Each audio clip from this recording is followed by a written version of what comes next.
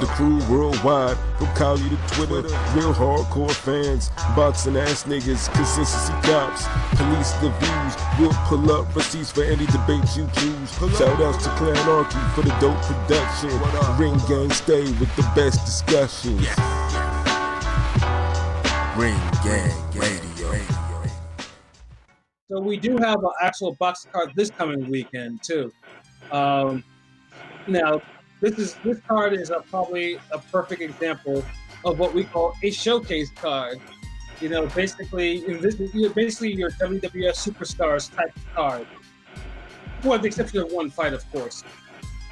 You know, where the expected winners should win. You know, and unfortunately, on paper, it's not the most exciting card on PBC's schedule. You know, but it's boxing. It's a triple header on Fox. You know, shouldn't be, and that's another thing. This card should not be on Fox. It should be on Fox Sports 1 or something like that. Yeah. So yeah. I mean, pretty much the main event of this is Adam Kownacki. You know, undefeated Polish fighter, Polish heavyweight. He will be facing none other than two-time, I should say, heavyweight title contender Chris the Nightmare Arreola. Fellas, your thoughts on this particular fight? Oh God! I have to stomach through seeing Chris nipples on my TV again. Please make it stop. LB? So definitely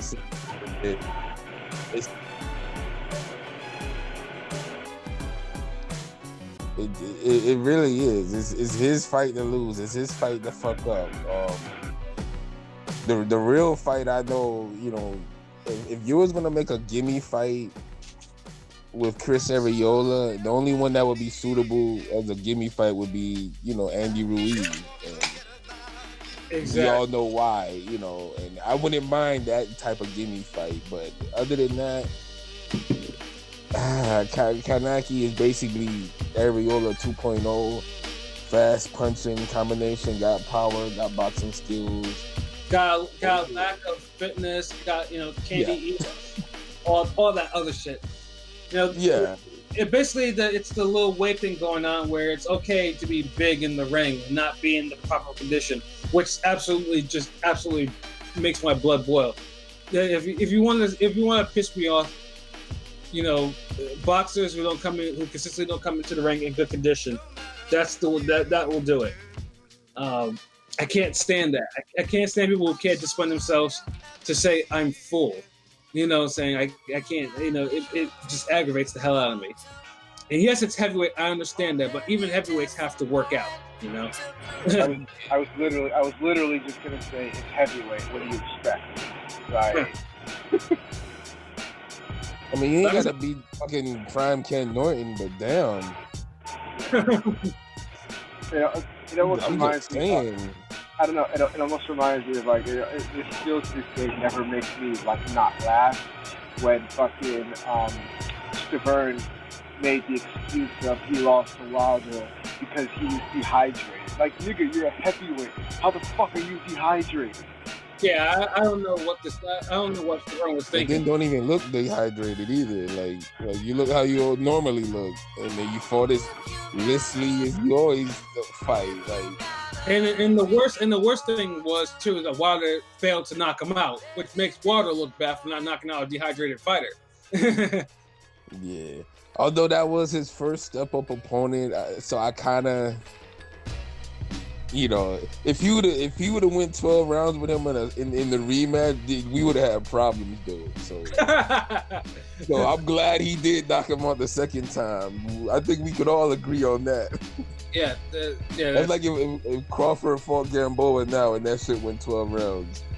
Yeah, but of course, I mean, because that Wilder knockout pretty much started Wilder's actual hype now. I mean, that's when everyone was like, oh yeah, Wilder, he can do this, he can do that. But then that will be for another topic on Deontay Wilder. I'm sure he'll be a future podcast topic very soon. Nah. You know what? We'll just play the old podcast we had for Ortiz Wilder if they fight again. Yeah. Yep. Like, oh man, because heavyweight division just suck right now. We talking about this underwhelming event on.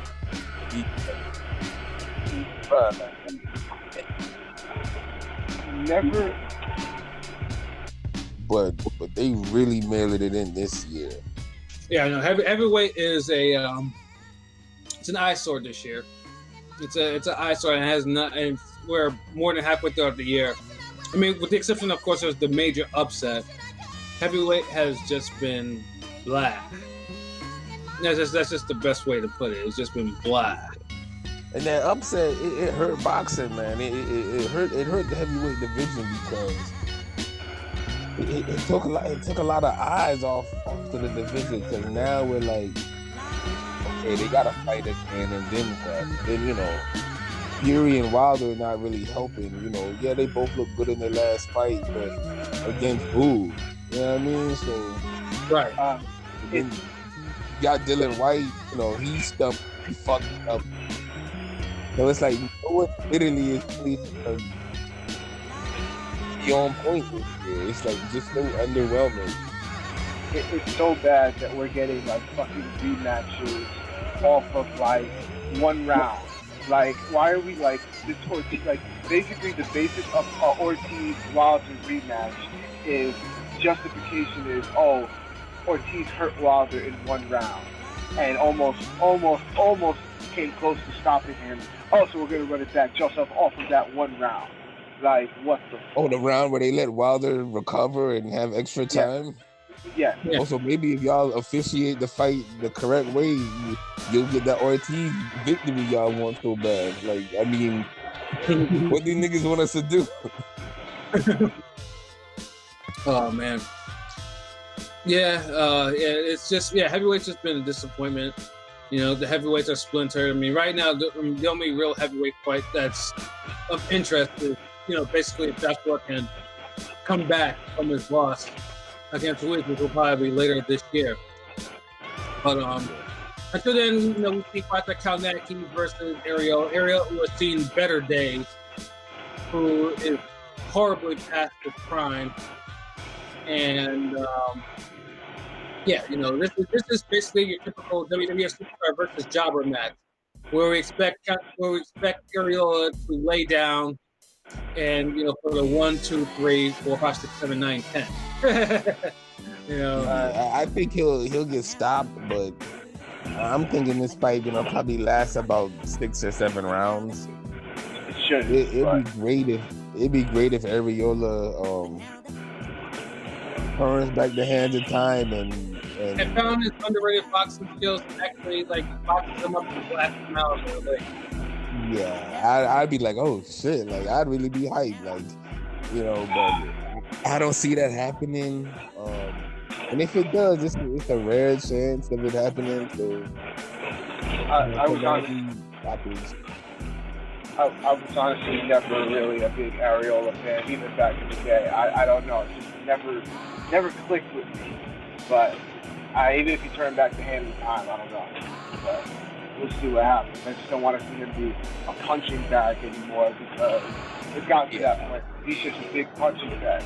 And even now, he can't even be a punching bag because his punch resistance is shot. So, yeah. Too many hard fights, too many fights where he came in under condition. Too many. Yeah, it was just too many, including food. Yeah, that's the thing. It's like I was a fan because basically he had an exciting style. He put his punches together. He had power. Yeah, and then his interview was funny as fuck. Like, yeah, Arreola could fight. I mean, it was just like when he took hard fights and was in conditioning with these hard fights, and I don't know. I always found it ridiculous how Larry Merchant said at one point that Arreola was the best American heavyweight since Riddick Bowe. Like, what? I always that's what the heavyweights were like trash. And it's like the Klitschko's were dominating so hard You didn't have nobody, so that nigga had to do an epic reach. Nah, even then, I always preferred Fast Eddie Chambers over Arreola, and they just kind of fucking ignored me. Like, what the fuck? Maybe that's part of my semi-disdain for Arreola, but that's not really his fault. You just take this shit to the heart. Well, you gotta remember, Eddie Chambers definitely was on point, but he wasn't getting it. He wasn't bringing the excitement to the heavy. And like Riddick Bowe was doing. And Eddie Chambers also had problems as well, except for maybe a few fights. What'd you say? I couldn't hear you, Pat. What'd you say? I said also Chambers also had some issues with his conditioning too. True. Yeah. So he went from Fast Eddie Chambers to Fat Eddie Chambers. They just dropped the S. Yeah. So you can't get at them niggas for that. I don't know. I always found him to be technically sound. I always just liked his style. So I was biased, but those were the days. Yeah, those makes me think like the heavies were like slim pickings back then. Jeez. Yeah. I think actually, if I recall correctly, I'm pretty sure that's the first time I saw Wilder was on the undercard of a Arreola fight, if I'm not mistaken. He was on one of Arreola's, like, on the undercard, wasn't he? Yeah, I mean, Wilder was on a Golden Boy back then, so he might be. It might be the case. Oh man, but yeah, this fight. I mean, honestly, don't expect anything too much from that particular fight. The next fight, the co-main event, we have the habitual line stepper Marcus Brown, who somehow can't keep himself out of trouble. Who's a habitual half stepper, and he'll be facing John Pascal, defending his interim light heavyweight title. How do we feel about this fight, gentlemen? Please retire, Pascal. Please, just fucking retire already. Open up a gym, do something, manage, promote, commentate something, man. No one wants to see you get beat up anymore, bruh. Like, I know it's hard. You love the sport. We all do. It's hard to say goodbye, but man, like, it's just you're not the same in there anymore, man. Like, you don't need to do this anymore. Like, I completely think that he's just going back to his brain. Like, I mean, I'm just waiting for the other shoe to drop with him. Like, go ahead, please. I don't want to see Pascal end up like his fellow countryman. Exactly, and Pascal has not been right since the Kovalev fights. He hasn't, and he's out there. He's slower. He's getting hit more. But the fighters he's facing are not really putting their foot on the gas pedal to take him out of there for whatever reason. Yeah, and he's still been looking bad. Like he had that one upset where I think he turned it around and got some guy out of here. I'm trying to think.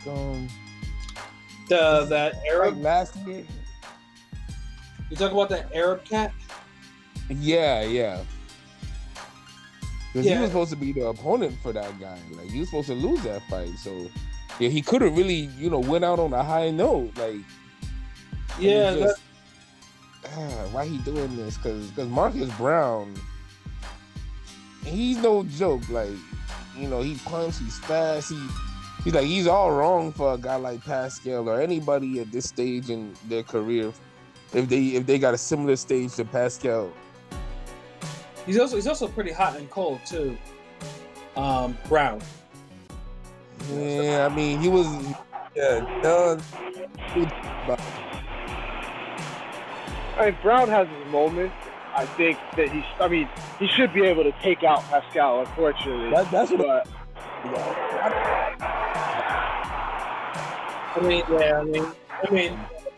For everybody. How are you? No. Yeah, Jeez. Sorry, I'm walking. A lot of cars. But, yeah, like shit. I thought you're from distress or something. God, you know. But yeah. Marcus Brown. Yeah. But yeah, though, Marcus Brown, man. I mean, like I said, he's been getting in trouble ever since that good win against Badu Jack.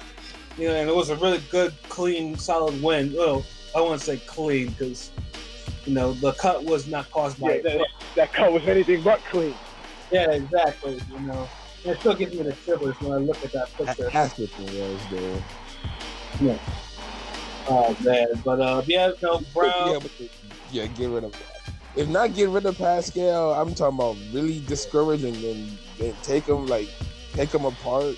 I mean, this ain't a guy like Jesse Hart who's hot and cold and looks sloppy and all that shit. You know, Marcus Brown is, you know, more skill driven, more technique, more high quality level fighter. But yeah, I get what you're saying. Like, you know, he ain't always on his A game. I really would have liked to see Brown get the Kovalev fight. Kind of fucked up that it didn't happen. That would have been a really good fight. But It is what it is. Yeah, agreed. It is good. So yeah, I mean, Brown, we hope that you actually understand that this is a former champion that you're facing, like Badu Jack, and you actually work to put him away. Do not let him hang around. You know? Please, like this. Hey man, don't get into. I hate when these young niggas get into these pot shot festivals against these older fighters.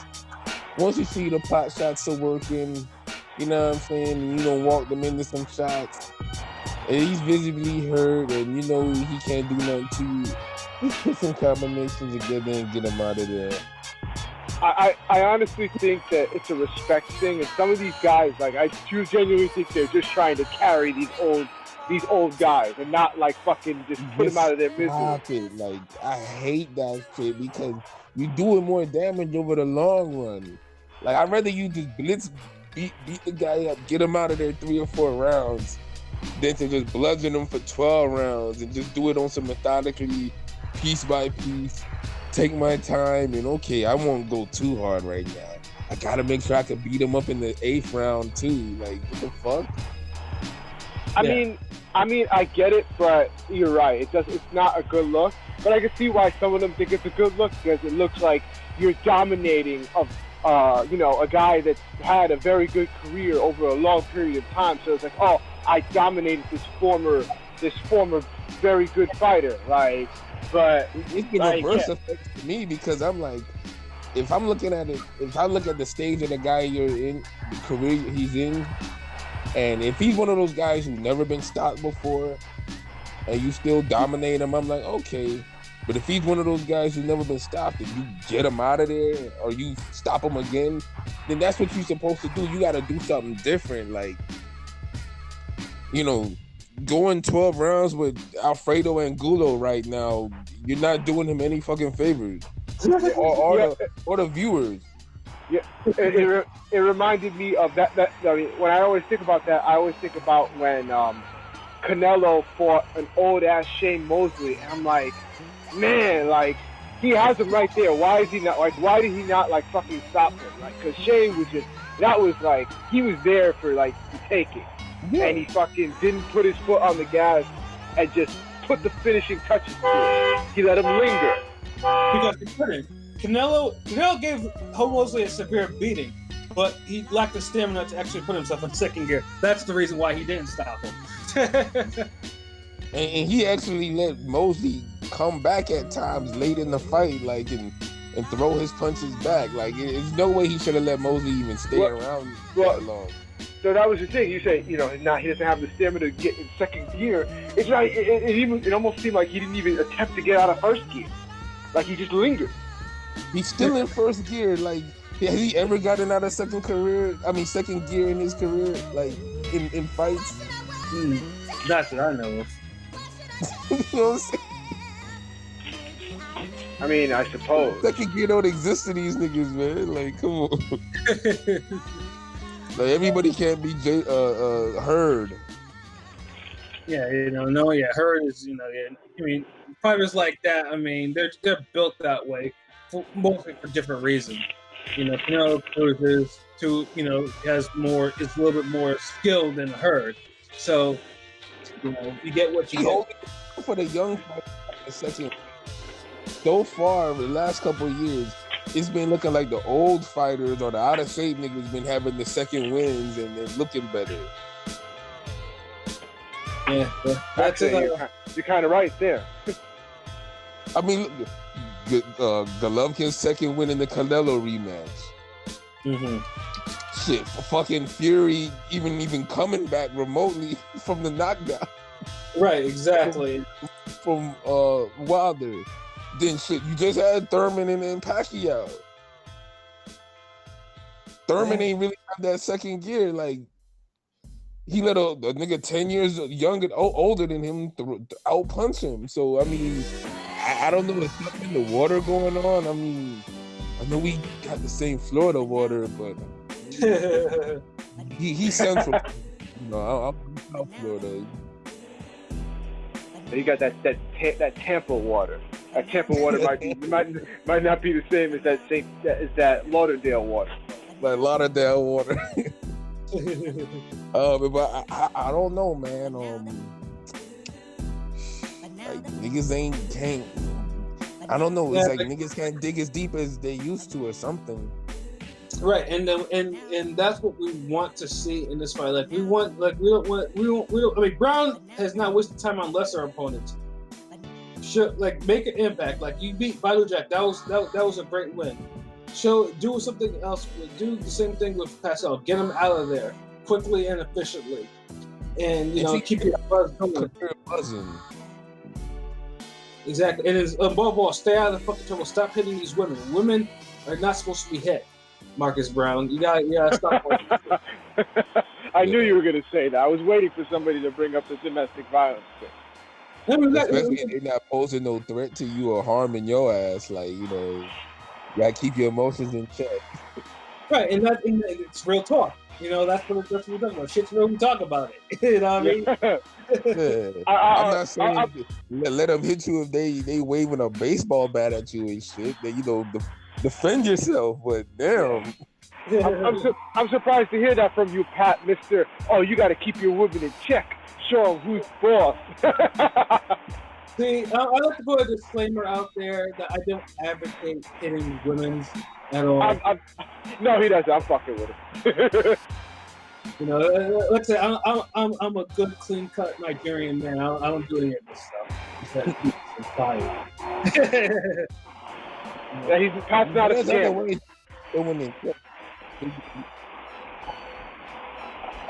What was that? That's funny because since we mentioned that, I think we can mention Mr. Kovalev and how he got thrown off of a flight for what? Did he expose himself to a woman or some shit like that?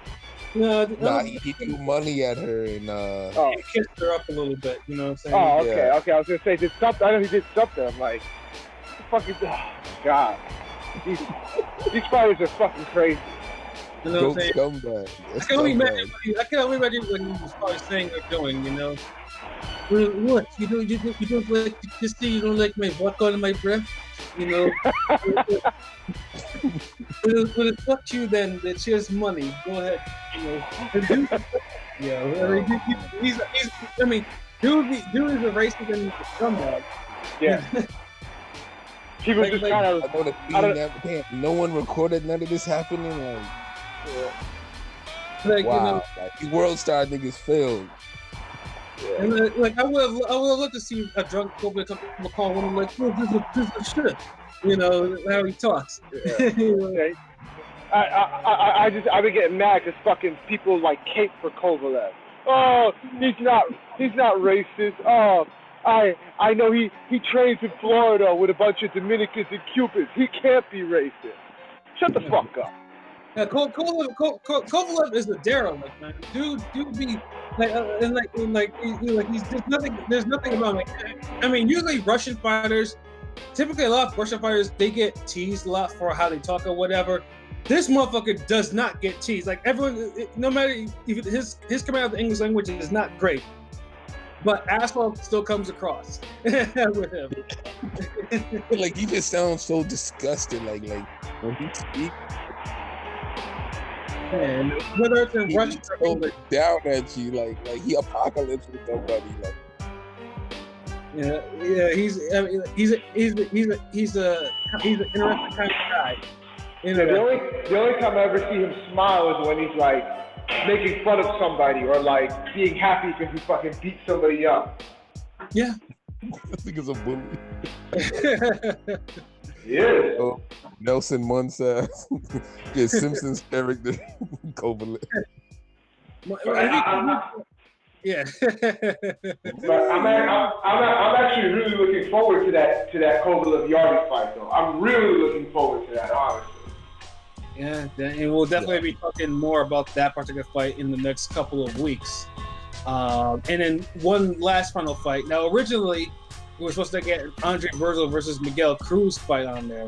But surprise, surprise, Andre Berto got hurt again. He ripped a bicep again. Serious. Yeah. You know. So, no LB to me, that's a Florida cat right there. So, no, LB can't. You know, LB's not going to down his fellow Floridian. I mean, it is what it is. It's like, you know, Berto used to be that dude, or was trying to at one point in his career, but you know, he just hasn't looked good in a minute. Like, you know, I know RIP to his dad. I know he lost his pops a little while ago. So I don't know how that really affected him, you know, in boxing and continuing with his career. So, you know, I know a lot of people be on Berto hard. Me? And they have good reason to sometimes, but, you know, sometimes they go overboard. I don't know what it is with niggas going overboard with Florida fighters. Like, every fucking time. Like, y'all niggas give Thurman shit. Y'all give Berto shit. Niggas Carver shit, motherfuckers get Roy Jones. Niggas hated Derek Gainer. That's the name I haven't heard in a while. Gainer. Yeah, right. I mean, I'm just gonna list everybody. Yeah, I'm throw Jeff Lacey in that bitch too. Like, damn. But this Berto, I just hopefully he rebounds. He rebounds from this setback. In this 2 months, he might have to just call it a career. But the fight that that's replacing it, you said Curtis Stevens and Wale Omotoso. Yeah. That's one of those card filler spinoffs. Welterweight, you know, that's like the great value Brooke Golovkin. So I mean, I guess it'll be decent. Yeah, I mean, pretty much it's a crossroads fight for Stevens.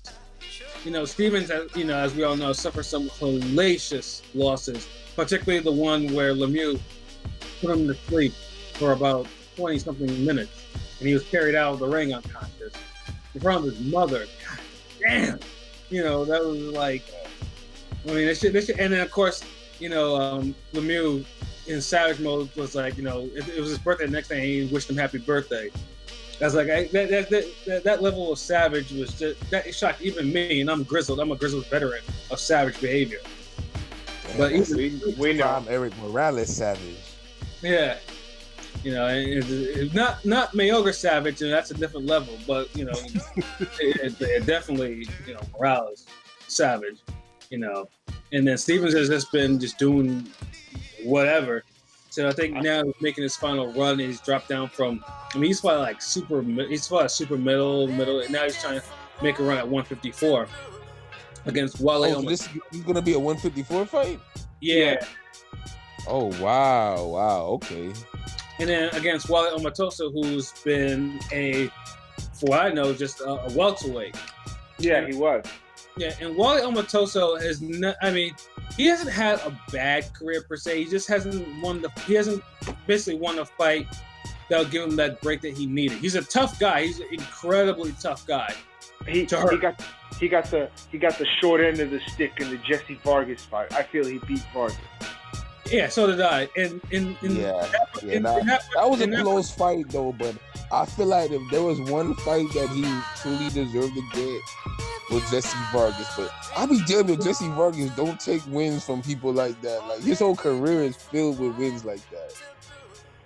Yeah, and then just a footnote on that fight, Jesse Vargas and Wale Omotosas, that was the co-main event to Bradley Provodnikov. And that fight wasn't supposed to be good either. Like, okay, that's probably one of HBO's top 3 cards that on paper were horrible, but turned out to be something like extraordinary. Because Vargas and Omotosas was a hell of a fight. It really was a hell of a fight. Yeah, that was a pretty good scrap. And then Bradley Provodnikov just topped it off. Like, honestly, like, that matchup made up for the Zahir Rahim and Esselino Freitas matchup. Because I remember I was hyped for that fight, and that shit was horrible. I never want to hear that man's name again. Like, damn, like, I'm bringing up all these niggas' names tonight. Yeah, we're boxing niggas. That's what we do, man. Yeah, but there's just some fighters that you don't want to fucking remember. I mean, that's one. Yeah, no, Rahim blew it that night. He really did, and it was just, and then of course later he got knocked out by Ali Funeka, and that pretty much ended his run in the U.S. Really, Omotosas, he lost against Sammy Vasquez, and he should have been the one to take the 0 from Jamal James, because I remember he had James in trouble. I think it was on one of them bounce cards too. And I remember that. That was a close one. That was a stupid close one. Yeah. And then pretty much after that, it'd be different with those 2 wins. Exactly. He probably would have enticed somebody like a B-level welterweight to fight him, but it never came to pass. And now he's at his probably 3rd or 4th fight at 154. And really, I think it's like, if he loses to Curtis Stevens, I mean, it's probably going to continue your career. And he's 34, so he's not old, but he's at the point where it's just like, what are you going to do? He's had tough fights. A lot of them went to decisions. So yeah, and Curtis Stevens, he keeps his form from middleweight and keeps his power. And he's still able to do that left hook catch counter he's good with. Yes. If he can still have all those weapons available, I mean, he'll pull it off. And that's really, I don't know. Honestly, I don't know who would win that fight, bro. Close fight. I mean, it's 50-50 to me. Only because the potential for either of them winning is like equal. Like, neither one is like above the other. I mean, Stevens probably had the most high-profile fights, but no real high-profile wins. That's the problem. Yeah, and he has low-profile wins, low-profile losses against people like fucking Brinkley. Oh, see, that fight made me disgusted. They talk about fight.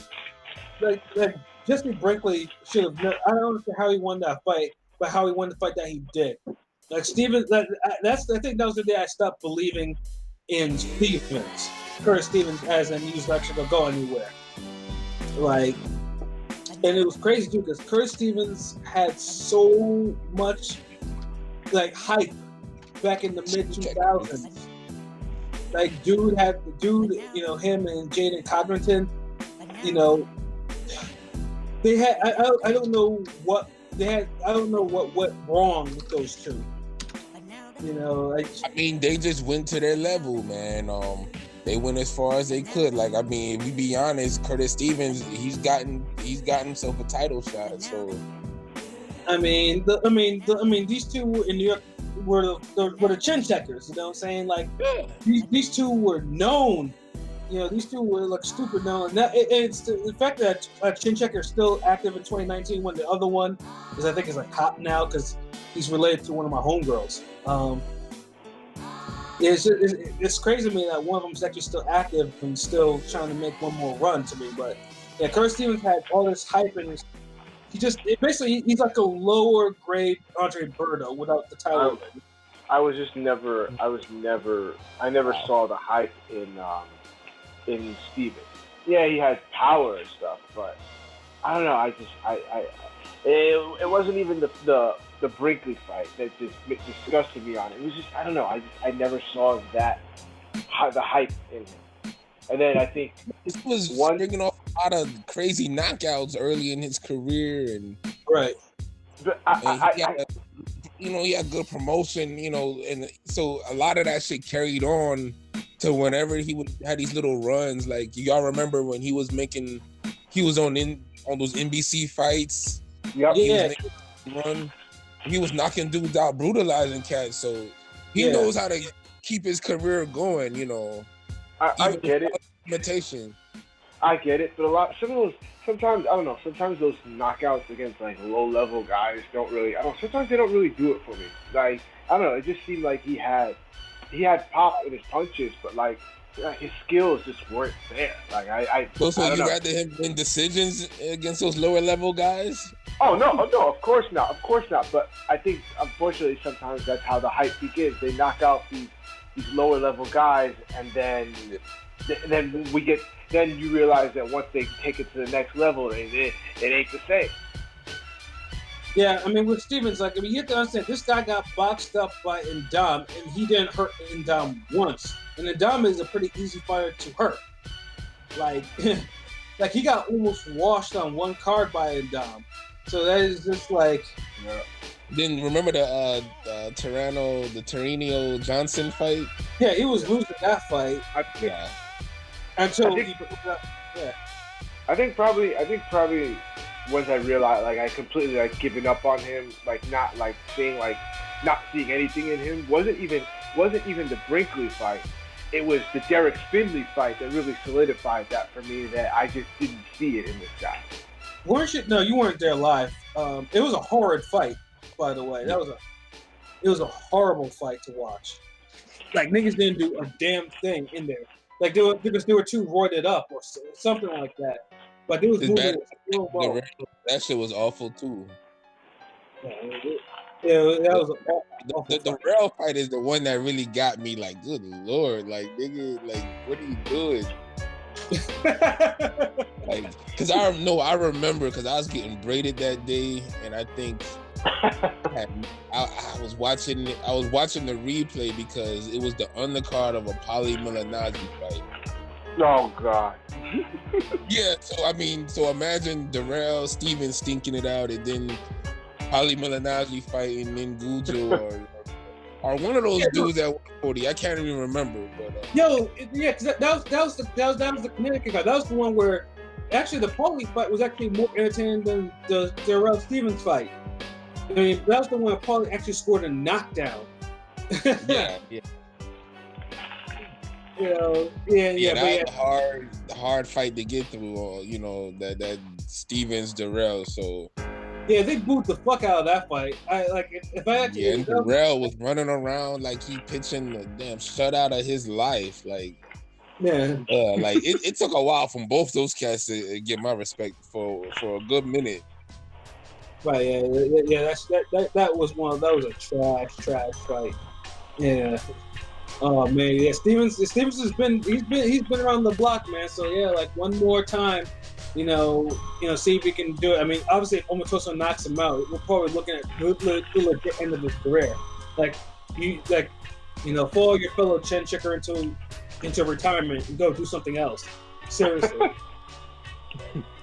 And Omotosho, like I said, if he loses like he's been losing, it's just like you become basically an opponent, a career opponent. And it could be. I don't think this fight's gonna go the distance, but it's 50-50 for me to say who I think is going to win. Both of them have a chance of winning. Depends who wants it more. Yeah. If this goes the distance, it's probably going to be a stinker. Just saying. If we go the distance, then there was a failure somewhere, particularly for us who actually watched it. Hey, man. Oh my goodness! Like now is a time for everybody, like all these mid-card fighters, the undercard cats, to really step it up and put on good performances. Because y'all got to keep the sport alive until the fall winter hit, when bigger fights start happening. Like, yes, facts. Everybody do their part in the sport of boxing. Y'all gotta make y'all part on point. That's why it's so important when you have good fights and good opponents, when they give it they all and they really put their life on the line, and then they do the best. Dude, that's why the Ramirez Hooker fight was so good. Facts. So that's what you want to see. No one wants to see two guys poke each other with 30 punches around for down 12 rounds. Yeah. Oh, exactly. Now that you just mentioned, like sport, you got to have all these little fights to keep it alive until the big fights come. God, I have a feeling this just reminds me that fucking August is going to be tumbleweed when it comes to boxing. Yeah, because the only thing we get that Kovalev yard fight. Yes, like the rest of August is just tumbleweed until August this month. Really, only the weekend of the 24th is actually a decent weekend for boxing. The rest is just like, if you have other things that you need to be doing or could be doing, you might as well do them. You know what I mean? But don't worry, Drink Gang Radio will still have dope content for y'all. Yeah, we'll still talk. We don't fall off. Like, there's a bunch of creative geniuses over here. We gonna always have some fly shit. Right, even if it's just us talking trash, like how we usually do, because you know how we do it. You know what I'm saying? We pass out and you gonna see the artwork, the posters, the podcast, all that shit, the highlights, the music, all nothing changing on our end. It's the sport, really. We do our. I'm just saying, It's facts, and that's a whole bunch of real talk, man. And it's just the thing. Like I'll say this, these just how I just said how the smaller cards, the smaller fighters, they have to do their part and put it in all the boxes. Yeah, y'all got a part of shit. Because right now we gonna get into a little dry spot. This is really cool out here. That's like the boxer, y'all kill shit right now. Exactly, and that's the true words I've never been spoken. And that's a perfect. That would be a perfect way to end this podcast. P, do you have any final thoughts? I really have nothing to say except for I'm hoping that boxing just, oh my gosh, I don't know. Every day I feel like a little different. It's like, okay, no, we're gonna have a good year, and then so I'm mentally preparing myself for the tumbleweed. So I'm like, so this is what happens when I get when we have weekends of boxing like this, where it's just but I'm bipolar when it comes to this stuff, so I'll be better. I'll psych myself up somehow. But anyways, you can follow me on Instagram and Twitter at Bodega Boxing. And as always, just keep fucking with Ring Gang Radio, and we appreciate all the love and support. Yep, that's real talk right there. And I don't really have any last minute things to say. I'm just waiting to see what September brings. October. You may see me or may see P. Maybe even might you see LP at one of these fights. See what our schedule looks like, and see where these promoters want to hold their fights. I just read something just before we started the show. About potential Tyson Fury fight in Boston. Of all places, which is right up my alley at the TD Garden, where the Celtics play. You know, so it's just like, hey, if Tyson Fury fights in Boston, I'm gonna have to go. There's no question. There's no ifs, ands, or buts about it. I'm gonna have to be in the house for that. You know, because guaranteed that night, if the action doesn't bring the fuckery, the fans will. So yeah, isn't Huey Fury got a fight with Povetkin coming up? Nah, Povetkin turned that down, I think. Wait, did he turn that fight down, or was it somebody else? No, Tyson Fury turned down Povetkin. Yeah, Huey Fury, yeah, you're right. My bad. Yeah, Huey Fury's facing Povetkin. I think that's the next fight. Yeah, that low key that ain't a bad fight either. But yeah, that's my only thing I had to say because I brought up Fury, so I remember seeing it. So yeah. Yeah, and I'm sure over the week or so we'll get some more details on that particular fight coming to fruition. So, but yeah, for myself, Patscorpio, the New England representative, for LB, Shutterworth da Gawd, Soul Wars, GOAT artist, for King P, Bodega Boxing. You know what I'm saying? This has been another great show of Real Talk, where as always, if shit's real, we talk about it. So until next time, peace. Peace.